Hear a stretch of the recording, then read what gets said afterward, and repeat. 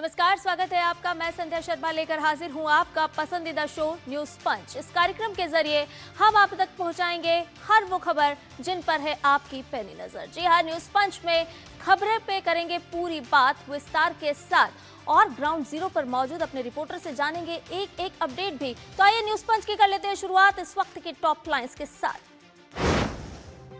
News पंच में सबसे पहले बात फिर ईवीएम राग, हताश निराश ममता। जी हाँ, इस खबर की ओर आपको लिए चलेंगे और क्यों हताश हो रही हैं ममता आपको बताएंगे इस खबर के माध्यम से भी।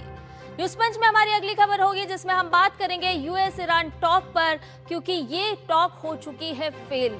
क्या कुछ है इस खबर के मायने, विस्तार से करेंगे इस पर चर्चा। और न्यूज पंच में इसके अलावा एक और खबर पर होगी हमारी नजर और विस्तार से आपको बताएंगे कि अब फास्टैग से ही होगा भुगतान। आपको जानने होंगे इसके सभी तरह के नियम। क्या है ये नियम, कैसे आपकी यात्रा होगी सुगम, आपको विस्तार के साथ बताएंगे। तो आइए न्यूज पंच के विस्तार से करते हैं शुरुआत और सबसे पहले आपको ले चलते हैं पश्चिम बंगाल। पश्चिम बंगाल में जारी चुनावी जंग के बीच ऐसा लग रहा है कि ममता बनर्जी ने अपना प्रतिद्वंद्वी बदल लिया है। वैसे तो चुनावी मैदान में लड़ाई विपक्षी पार्टियों और उम्मीदवारों के बीच होती है और कोशिश यही होती है कि मतदाताओं को अपने पक्ष में किया जाए और साथ ही साथ जीत हासिल की जाए। लेकिन ममता का मन कुछ और ही दिखाई पड़ रहा है। ममता का कहना है कि उनका मुकाबला भाजपा से नहीं बल्कि ईसी से है। वो यही नहीं रुकी, ममता ने तो ईवीएम राग अलापना भी अब शुरू कर दिया है। और अब ये भय है, बौखलाहट है या फिर साख बचाने का नया पैंतरा, जानेंगे विस्तार से अपने संवाददाता से। लेकिन इससे पहले एक नजर ममता के आरोपों पर। तो पश्चिम बंगाल में बदल रहा है सियासी समीकरण और ममता बनर्जी अब तमाम तरह के आरोप लगाते हुए नजर आ रही हैं। उन्होंने तो साफ तौर पर कर दिया कि अब मेरा प्रतिद्वंदी जो है वो भारतीय जनता पार्टी नहीं है बल्कि चुनाव आयोग है। जी हाँ, इलेक्शन कमीशन पर तमाम तरह के आरोप लगाते हुए ममता बनर्जी नजर आ रही हैं और उन्होंने यहाँ तक कह दिया कि एसआईआर जो है वो बड़ा स्कैम है। चुनावी रैली में ममता की हताशा साफ तौर पर नजर आ रही है। एसआईआर को वो बता रही हैं कि बड़ा स्कैम और इसी को बता रही हैं अपना प्रतिद्वंद्वी। लेकिन भारतीय जनता पार्टी कहां? भारतीय जनता पार्टी को तो वो अपना प्रतिद्वंदी मान ही नहीं रही हैं और इसीलिए अब ये कहा जा रहा है कि शायद ममता हार की हताशा में आ गई हैं और इसीलिए उनकी लड़ाई भारतीय जनता पार्टी से नहीं बल्कि इलेक्शन कमीशन से है। चुनाव में भाजपा से नहीं ईसी से है मेरी लड़ाई और ईवीएम टैंपरिंग की भी आशंका उन्होंने अब जताना शुरू कर दी है।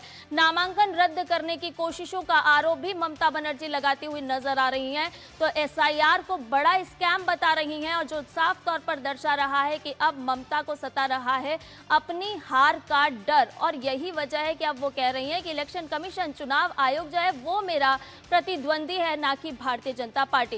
अब इस पूरे मामले को लेकर के भारतीय जनता पार्टी ने भी अपनी तरफ से पलटवार किया है। भारतीय जनता पार्टी कह रही है कि ममता की तो हार तय है, वो समझ चुकी हैं कि अब मेरी हार होनी है और यही वजह है कि ममता बनर्जी अब तमाम तरह के बहाने बनाती हुई नजर आ रही हैं। तो भाजपा का पलटवार, बहानों की सूची कर रही हैं ममता तैयार, ये कहा जा रहा है। और साथ ही साथ वाम शासन पर भी आरोप लगाती थी। तो ममता बनर्जी की जो बौखलाहट है या कहें कि उनको कहीं ना कहीं हार का डर सता रहा है, भारतीय जनता पार्टी कह रही है कि हार के बाद वोट चोरी का वो हमेशा से दम भरती रही हैं और यही वजह है कि अब उन्होंने वापस से वही राग अलापना शुरू कर दिया है। पुरानी आदत दोहरा रही हैं ममता बनर्जी और वो जल्द ही बन सकती हैं पूर्व सीएम। जी, भारतीय जनता पार्टी पूरे उत्साह के साथ चुनावी मैदान में है और साथ ही साथ ममता बनर्जी के जिस तरह से बयान सामने आ रहे हैं वो साफ तौर पर दर्शा रहा है कि ममता बनर्जी कहीं ना कहीं हार के डर में आ चुकी हैं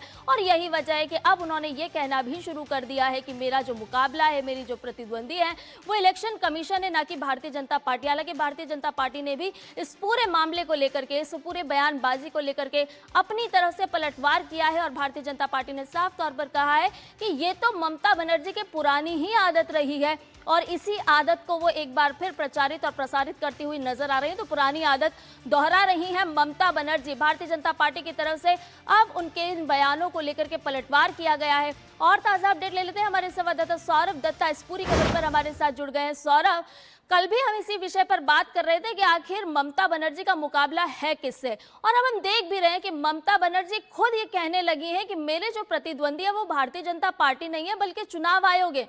उन्होंने तो एसआईआर को बड़ा स्कैम भी बता दिया। अब इसे क्या समझा जाए? क्या ये हार की हताशा है, बौखलाहट है, या फिर क्या है? संध्या, देखिए, ये कहा जाता है जब दबाव ज्यादा होता है तब जाके मन की बात सामने आ जाती है, जबान पर आ जाती है। यही हाल ममता बनर्जी का है, ऐसा ही विपक्ष का कहना है। उनका कहना है कि जैसे जैसे चुनाव सामने आ रहा है, अभी तो और 23 अगर 11 दिन बचे हैं पहले चरण को, और दूसरी चरण के लिए पर अब मान लीजिए और 2 हफ्ता बचा है। तो 2 हफ्ते बचने 2 हफ्ते पहले जब चुनाव रैलीज में ममता बनर्जी जा रही है, पहले तो वो शुरुआत किए थे चुनाव आयोग को, चुनाव आयोग के खिलाफ बोल रहे थे, लेकिन उसमें भी चुनाव आयोग के जो प्रोसेस है, जो प्रोसीड्यूर है, उनको वो चैलेंज कर रहे थे। लेकिन तब जाके ये बार बार सवाल उठ रहा था कि एसआईआर को मुद्दा बनाते हुए टीएमसी कहीं ना कहीं जाके डिरेल हो रही है अपनी एजेंडा से। अपनी 15 साल के शासनकाल में टीएमसी क्या बोलना है जनता को, उस मुद्दे पर ज्यादा नहीं बोलकर एसआईआर को ज्यादा जोर दे रहे हैं। और अभी चल के वो खुद एडमिट कर रहे हैं कि उनका लड़ाई चुनाव आयोग से है। उनका प्रतिपक्ष बीजेपी नहीं, भाजपा नहीं, उनका लड़ाई चुनाव आयोग है। और इसी के लिए इसी से कहा जा रहा है कि कॉन्स्टिट्यूशनल बॉडी चुनाव कर रहा है। आप 15 साल शासनकाल में हो तो कैसे चुनाव आयोग कैसे प्रतिपक्ष हो है? प्रतिपक्ष तो आपको, तो प्रतिपक्ष वो कहना है कि जो बीजेपी भाजपा जो दावा कर रहे हैं कि वो परिवर्तन लाएंगे। उन्होंने अपना मैनिफेस्टो भी जारी किया है जहां पे 15 कमिटमेंट्स के बारे में वो लोगों ने कहा है, जो जो वादे किए गए हैं, जैसे इंडस्ट्री को लेके जो वादे किए जा रहे हैं, घोटाले को लेके जो बात बोलने जा रहे हैं, कृषि के लिए पर जो भाजपा का जो प्लान है, इसके ऊपर टीएमसी का क्या प्लान है, इससे हटकर अभी ममता बनर्जी ये कह रही है कि चुनाव आयोग उनका सबसे बड़ा प्रतिपक्ष है। और साथ ही साथ वो जो कह रहे हैं कि ईवीएम टैंपर होगा, ईवीएम में चिप रहेगा, यहाँ तक कि ये दावा कर दिया कि उनका नॉमिनेशन कैंसिल का कोशिश किया गया था। तो ये सब बातों को लेकर भाजपा का कहना है कि असल में ममता बनर्जी दबाव में है। एक तरफ और देख रहे हैं हम देख भी रहे हैं कि देखिए भारतीय जनता पार्टी पूरे ही उत्साह के साथ चुनावी मैदान में, चुनावी रण में मतदाताओं के पास पहुंच भी रही है। और यही वजह है कि जिस तरह से ममता बनर्जी के बयान आ रहे हैं, तो भाजपा ने भी पलटवार किया है और कहा है कि वो बहुत जल्द पूर्व सीएम होने वाली हैं। वही मैं संध्या बता रहा था कि एक तरफ देखा जा रहा है कि प्रधानमंत्री नरेंद्र मोदी जब बंगाल के दौरे में आते हैं प्रचार के लिए, दिन ब दिन उनके रैलीज में जो लोग हैं वो जन सैलाब का आकार ले रहा है। कल तो प्रधानमंत्री ने वो वीडियो भी ट्वीट किया जहां पे हेलीपैड में बहुत सारे लोग थे और उनके बीच में जाके वो जब जानना चाहते हैं एकदम सीधे और से बंगाल में इस बार क्या हाल है, तो महिलाओं से जो रिस्पांस आ रहा है, एक तरफ ये छवि है और दूसरी तरफ है ममता बनर्जी की रैलीज और उनके बयानबाजी, जहां पे वो क्लेम कर रही है कि उनको भी हराने की कोशिश हो रहा है। तो अभी ये भाजपा का कहना है कि असल में ममता बनर्जी डर रही है, वो समझ रही है, एक्सपीरियंस पॉलिटिशियन है, वो समझ रही है कि इस बार हवा उतना अच्छा नहीं है, उनके पक्ष में उतना अच्छा नहीं है और परिवर्तन का जो सैलाब है वो काफी जोरों से बह रहा है, काफी अंडर करंट है, ये वो भाप चुकी है। और इसीलिए कहीं ना कहीं पे जाके बीजेपी का कहना है कि अभी से वो अगर हारी, आखिर तक ये देखा गया कि वो हार गई, नंदीग्राम की तरह भवानीपुर में हारी है, उनकी पार्टी भी हार चुकी है, तब जाके वो यही बातें बोलेंगे कि ईवीएम टैंपर हुआ था, ईवीएम में चिप था, वोट चोरी हुआ था। और कहीं ना कहीं जाके यही बताया जा रहा है कि इसीलिए अभी से वो गाना शुरू कर दिया है ताकि आगे चल के उनका कहना वो ये कह सके कि मेरे रैलीज के दौरान में भी मैंने ये कहा था कि ईवीएम टैंपर होगा, ईवीएम चिप होगा, उनका नॉमिनेशन कैंसिल करने की कोशिश किया गया। जहां ममता बनर्जी अपने अनुभव के आधार पर बयान दे रही हैं, तो वहीं कल हमने भारतीय जनता पार्टी के वरिष्ठ नेता अमित शाह की रैली और जनसभा को भी सुना। उन्होंने भी अपने अनुभव के आधार पर कहा कि अभी तो देखते जाइए ममता बनर्जी और कौन कौन से बहाने बनाती है और कौन कौन से किन किन लोगों पर आरोप लगाती हुई नजर आती है। इसका एक बड़ा कारण है भाजपा का जो संकल्प पत्र अब सामने आया है, वो संकल्प पत्र काफी चर्चे में है। इसका कारण है बंगाल की हर एक क्षेत्र, हर एक वर्ग के लिए भाजपा का इस संकल्प पत्र में कुछ ना कुछ है। आप चाहे शिक्षा ले लीजिए, आप चाहे स्वास्थ्य ले लीजिए, आप इंडस्ट्री ले लीजिए, रोजगार ले लीजिए, यहाँ तक के समुदाय जो है उनके बात कर लीजिए। महिलाएं जो पीड़ित है, जिनके सुरक्षा जिनके लिए बड़ा मुद्दा है, उनके लिए कहा गया है कि महिलाओं के लिए 24 घंटे कैसे बल तैनात रहेंगे ताकि किसी को ना कहना पड़े कि रात 8 बजे के बाद आप निकले क्यों हैं, हेल्पलाइन नंबर से। यहाँ तक जो पीड़ित है उनके लिए सुप्रीम कोर्ट के रिटायर्ड जज के नेतृत्व में कमेटी बनाने की बात की गई है। जो घोटाले के शिकार हुए थे, जो शिक्षक जिनका उम्र अब नहीं रहा नौकरी में बैठने के लिए, उनको भी 5 साल का छूट देने की बात किया गया है। तो फिर वो शिक्षक जो इस धंध में है कि अगर ये सरकार आएगी भी तो उन्हें क्या मिलेगा, उनका तो जो होना था वो हो गया। उनके पास भी एक आस है कि 5 साल की एक छूट मिलेगी, तो वो फिर बैठ सकते हैं। यहाँ तक कि जो युवाएं हैं, जो माताएं जो लक्ष्मी भंडार के ऊपर डिपेंडेबल है 1,500 के लिए, 1,500 रुपए के लिए, उनके लिए भी है दुगना हो गया है। और सौरभ, इसीलिए मतदाताओं के पास एक कंपैरिजन करने का मौका कि जो सरकार सत्ता में रही उसने क्या कुछ किया और अब संकल्प पत्र के माध्यम से भारतीय जनता पार्टी जब उनके पास पहुंची है तो वो किस तरह से भाजपा पर विश्वास जता करके अपने पश्चिम बंगाल को आगे बढ़ा सकते हैं, विकास की राह पर ले जा सकते हैं। बहुत बहुत शुक्रिया सौरभ, तमाम जानकारी हमसे साझा करने के लिए। और वक्त तो चला एक छोटे से ब्रेक का, जल्द हाजिर होंगे। मोहल्ले हाजी खुशियों दी तुम्बी बाजी, हर स्वाद दिले चटकारे नचते ने सारे बाजी। बैसाखी दी बधाइयां अज के जश्न मनावांगे, बैसाखी दी लख लख बधाइयां।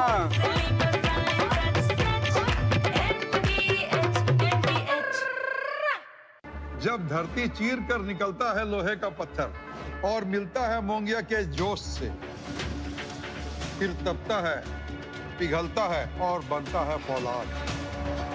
अब होता है सरिया सारी खूबियों के साथ। मोंगिया स्टील, मजबूत देश का मजबूत सरिया।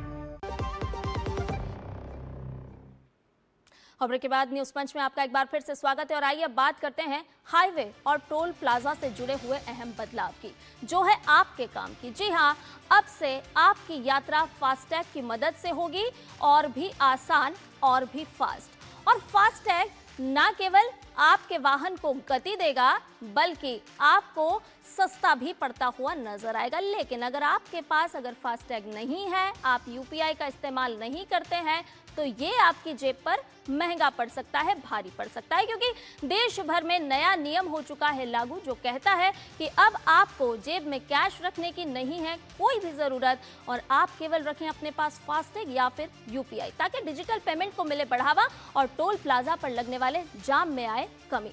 और भी विस्तार से कर लेते हैं इस खबर पर बात और आपको बताते हैं कि आखिर कौन कौन से नियमों में हो चुका है बदलाव, जिनका करना होगा आपको पालन। तो आपको बता दें कि टोल के नए नियम आ चुके हैं जो लागू हो चुके हैं। अब भारत के एनएच टोल सिस्टम में बड़ा बदलाव देखने को मिलेगा। सभी टोल प्लाजाओं की अगर हम बात करें तो यहाँ पर नगद भुगतान को पूरी तरह से बंद कर दिया गया है। अब फास्टैग के मुख्य भुगतान माध्यम होगा, यानी कि आप फास्टैग के माध्यम से ही भुगतान कर सकेंगे टोल प्लाजा पर। फास्टैग नहीं तो फिर आप यूपीआई का इस्तेमाल भी कर सकते हैं, यानी कि सीधे सीधे आपको करना होगा डिजिटल पेमेंट। कैश पेमेंट को सीधी तरह से नकार दिया गया है। इससे ये होगा, आपको जो फायदा मिलता हुआ नजर आएगा कि आप अपनी यात्रा को सुगम बना सकते हैं, समय की बचत कर सकते हैं। अब यूपीआई से भुगतान करने पर आपको 25% जुर्माना बिना भुगतान के पार करने पर मिलेगा आपको ई नोटिस। और इसके साथ साथ और भी नियम के खास बातें अगर हम आपको बताएं तो 72 घंटे के भीतर भुगतान करने पर कोई भी जुर्माना आपको नहीं लगेगा। 72 घंटे के बाद अगर आप भुगतान नहीं करते हैं तो 72 घंटे के बाद आपको इसकी 2 गुना राशि भी चुकानी होगी। तो तैयार हो जाइए, अपने पास तैयार रखिए फास्टैग या फिर डिजिटल ट्रांजैक्शन का माध्यम यूपीआई। केवाईसी अपडेट होना भी इसके लिए अनिवार्य कर दिया गया है। और इसके पीछे सीधे सीधे अगर मंत्रालय के मकसद की बात करें, उद्देश्य की बात करें, तो यही है कि आपकी यात्रा सुगम हो सके और आपको ट्रैफिक जाम से निजात मिल सके, आपको लंबी लंबी कतारों का सामना नहीं करना पड़े। अब आपको वार्षिक शुल्क से जुड़ी हुई जानकारी भी दे देते हैं। ये भी है आपके काम की और आपके लिए बहुत ही खास, क्योंकि वित्त वर्ष 2026-27 की अगर हम बात करें तो इसके लिए टोल दरों में बदलाव कर दिया गया है। तो आप वार्षिक शुल्क की दरों को भी जान ले। 1 अप्रैल से फास्टैग का वार्षिक शुल्क जो है वो बढ़ गया है 3,000 रुपए अब तक लगता था, लेकिन 3,000 रुपए से बढ़कर ये हो गया 3,075 रुपए। और इसके साथ साथ आपको ये भी बताते चलें कि ये पास निजी गैर व्यावसायिक वाहनों के लिए हैं, यानी कि आप वार्षिक पास ले सकते हैं। तो ये पास निजी गैर व्यावसायिक और इस तरह के वाहनों के लिए है, कार, जीप और वैन। ये ऐसे वाहन हैं जिन पर ये नियम लागू होता है, यानी कि कुछ बढ़ोतरी भी इसमें की गई है। अब बदलाव से किस तरह से आपको राहत मिलेगी ये भी जान लेते हैं। तो बदलाव से राहत मिलते हुए 100% डिजिटल नेटवर्क तैयार कर दिया गया है आपके लिए, आपकी सुविधा के लिए। टोल वसूली पर 100% पारदर्शिता दर्शाई गई है ताकि गलतियों और पैसों की बर्बादी की कोई गुंजाइश ही ना रह जाए। लंबी लंबी जो कतार है, लंबी लंबी जो लाइन है, इनसे आपको निजात मिलेगी और सफर पहले से भी और ज्यादा तेज हो जाएगा और ज्यादा आसान हो जाएगा। तो बदलाव से आपको मिलने वाली है राहत। आपको नहीं लगना होगा लंबी लंबी लाइन में, क्योंकि आपके वाहन पर लगा हुआ है फास्टैग और इस फास्टैग का इस्तेमाल कीजिए और आप टोल प्लाजा पर अपने समय की बचत कीजिए, समय की बर्बादी नहीं होगी और आपको मिलेगी बगैर रोक टोक वाली यात्रा। जी हाँ, पुराने अनुभव की अगर हम बात करें तो टोल प्लाजा पर लंबे लंबे वाहनों की कतारें लगती थी, तो उससे अब आपको निजात मिलेगी। लेकिन जरूरी है कि आप नियमों को एक बार समझ लें, नियमों का आप पालन जरूर करें। और भी ताजा अपडेट ले लेते हैं, हमारी संवाददाता आंचल गुलाटी हमारे साथ इस पूरी खबर पर जुड़ गई है। आंचल, देखिए, लगातार हम देख रहे हैं कि मंत्रालय इस ओर काम कर रहा है कि कैसे वाहन चालकों को राहत प्रदान की जा सकती है, कैसे उन्हें सुविधा प्रदान की जा सकती है। और उसी में अगर हम देखें कि अब डिजिटल ट्रांजैक्शन की ओर भारत बढ़ चला है और उसमें फास्टैग या फिर यूपीआई अब वाहन चालकों को अपने पास रखना होगा। तो साफ तौर पर जब फास्टैग की शुरुआत की गई थी, इसका नाम ही इसे फास्टैग रखा गया था ताकि आपको आपके गंतव्य तक पहुंचाने के लिए ये त्वरित रूप से फास्टली आपको पहुंचा पाए। और फास्टैग को पूरी तरह से जो डिजिटल किया गया 10 अप्रैल से, जिन तमाम नियमों की आपने इतनी बेहतरीन जानकारी दी, उसमें साफ तौर पर यह है कि अगर आपका जो फास्टैग स्टिकर है उसमें अगर अमाउंट नहीं है तो आपको इसके लिए अब 25% जो अतिरिक्त शुल्क देना पड़ेगा, क्योंकि तमाम जो अलग माध्यम थे उनको बंद करके अब यूपीआई यानी कि डिजिटल ट्रांजैक्शंस को और सुलभ और सुगम बनाया गया कि सीधा डिजिटल ट्रांजैक्शन से ही कटेगा। अब पहला एक जो जहन में सवाल आएगा कि बाई चांस मैं भूल गया रिचार्ज करवाना या नहीं है उसमें पैसे, तो उसका हमने बताया कि वो तभी भी जब आप उसे रिचार्ज करेंगे तो वो कटेगा यूपीआई के माध्यम से, लेकिन आपको इसके लिए अतिरिक्त शुल्क देना पड़ेगा। अब सवाल ये कि आखिरकार सिर्फ इसको डिजिटल क्यों किया गया? इसकी सबसे बड़ी वजह यह है कि लंबी लंबी कतारों से निजात दिलाने के लिए ये फैसला लिया गया। और दूसरी सबसे अहम बात जो कई बार कई टोल्स से आती थी कि कोई स्टिकर दिखाकर या ये बताकर कि हम स्टाफ के हैं, इस तरह से निकलने की कोशिश करता था, जिससे कहीं ना कहीं अप्रिय घटनाएं भी सामने आती थी। जो कई ऐसे टोल नाकों से कई वीडियो सामने आते थे। उस पर रोक लगाने के लिहाज से इसे और अकाउंटेबल, इसको और ज़्यादा ट्रांसपेरेंट और साथ ही साथ और जवाबदेह बनाने के लिहाज से ये बड़ा कदम सरकार ने उठाया है। और साथ ही साथ क्योंकि इसमें अब जो सालाना पास है उस पर भी जो आपको पहले 3,000 का पड़ता था वो 3,075 रुपये का पड़ेगा। अब उससे भी आप बचत इस लिहाज से कर सकते हैं कि अगर आप जनरली ज़्यादा ट्रैवल करते हैं उन रास्तों पर जहां टोल लगता है तो ये आपकी जेब पर कम भारी पड़ेगा। और सबसे अहम बात यहाँ पर ये है कि पूरे सिस्टम को जब हम डिजिटल तौर पर सुदृढ़ बनाते हैं, मजबूत बनाते हैं, सशक्त बनाते हैं, तो कहीं ना कहीं आप इस अपनी यात्रा को तो सुगम बना ही रहे हैं, लेकिन जब प्रधानमंत्री कहते हैं कि किसी भी देश की आर्थिक प्रगति उसके हाईवेज, आरवेज और साथ ही साथ हाईवेज पर कनेक्टेड होती है। और इंफ्रास्ट्रक्चर के लिहाज से जब आप अपने हाईवेज को ऐसे चलते हुए देखते हैं तो आप ये देखिए कि कमर्शियली भी ये कहीं ना कहीं आर्थिक तौर पर उस राज्य को सुदृढ़ बनाता है। तो उस लिहाज से अगर देखा जाए तो ये बहुत बेहतरीन कदम है। इसलिए हम लगातार जानकारी दे रहे हैं कि अगर आप सोच रहे हैं कि फास्टैग अगर आपने ख्याल रखना होगा कि जेब में आपको अपने साथ लेकर के चलना होगा यूपीआई या फिर आपको अपने वाहन पर लगाना होगा फास्टैग, कैश अब आपको नहीं रखना होगा। बहुत बहुत शुक्रिया आंचल तमाम जानकारी हमसे साझा करने के लिए। और आइए आगे बढ़ते हैं और अब बात कर लेते हैं बेनतीजा मुलाकात की। अमेरिका और ईरान के बीच इस्लामाबाद में हुई बातचीत बेनतीजा रही। अमेरिकी उपराष्ट्रपति जेडी वेंस ने इसकी जानकारी भी दी और उन्होंने बताया कि अमेरिका और ईरान के बीच कोई समझौता नहीं हो पाया है और हम वापस जा रहे हैं। इस विफल वार्ता ने एक बार फिर कई तरह के सवाल खड़े कर दिए हैं तो वहीं चिंता भी बढ़ा दी है। इस खबर से जुड़े विभिन्न पहलू पर करेंगे अपने संवाददाता से विस्तार से बात, लेकिन इससे पहले एक नजर बेनतीजा बातचीत के कुछ तथ्यों पर।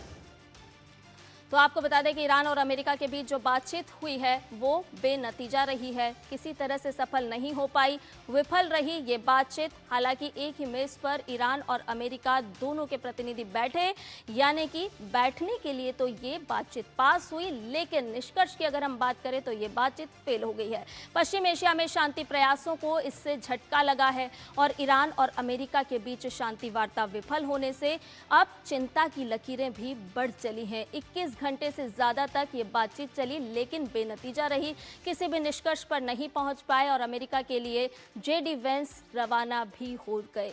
जब ये बातचीत बेनतीजा हुई तो फिर जेडी वेंस ने रुख कर लिया अमेरिका का और वो वापस चले गए। 14 दिन के सीज फायर को लेकर के अब तनाव और भी बढ़ चला है, अब संकट गहराने लगा है, क्योंकि अब ये देखा जा रहा है कि जो बातचीत होनी थी वो बेनतीजा हुई, उसका कोई निष्कर्ष नहीं निकला। तो फिर अब आगे क्या होगा? बेनतीजा बातचीत के दौरान अमेरिका लौटने से पहले जेडी वेंस ने क्या कुछ कहा है वो भी आपको सुनवा देते हैं। दरअसल उन्होंने कई अहम मुद्दों पर चर्चा होने की बात कही और उन्होंने ये भी कहा कि समझौते की कोशिशें जो थी वो नाकाम रही है, सफल नहीं हो पाई, हम किसी भी नतीजे पर नहीं पहुंच पाए हैं और ईरान ने हमारी शर्तें नहीं मानी है। हालांकि पूरी दुनिया की निगाहें टिकी थी इस बातचीत पर, लेकिन ये बातचीत रही बेनतीजा।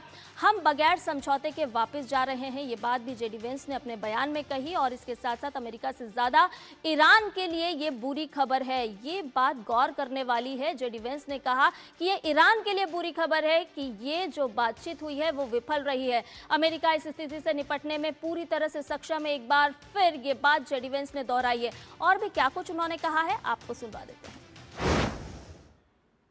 We have been at it now for 21 hours, and we've had a number of substantive discussions with the Iranians. That's the good news. The bad news is that we have not reached an agreement, and I think that's bad news for Iran much more than it's bad news for the United States of America. So we go back to the United States having not come to an agreement.